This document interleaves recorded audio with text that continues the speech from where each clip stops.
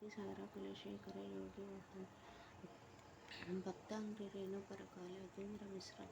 श्रीमत्पराङ्क्षवणप्रणतस्मै च ओं भगवन्नारायण अभिमतानरूपस्वरूप गुणगैव ऐश्वर्यशीलादिगणोदिकातिशील असङ्ख्य कल्याणगुणं पद्मोऽनुलेयो भवति श्रेयं देवी निच्छिन्नकायिनं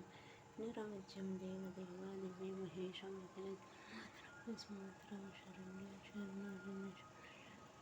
प्रपद्ये श्रीलक्ष्मी अष्टोत्तरशतनामसहस्रं देव्योवाच देवदेवा महादेव त्रिकालाग्निमहेश्वर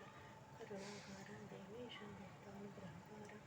अष्टोत्तरशतं लक्ष्मीपदाब्जामि तत्पदम् ईश्वरोवाच देवी सर्वमहाभाग्यमहाभाग्यैकं सर्वैश्वर्यकरं पुण्यं सर्वपापप्रणाशनं सर्वदारिद्र्यशमनं श्रावणं भुक्तिमुक्तिदं राजवशीकरं दिव्यं योगितरं परं दुर्लभं सर्वदेवानां च तिष्ठति कलास्पन्दं पद्मादीनां वरान्तनं निधीनां यच्छदा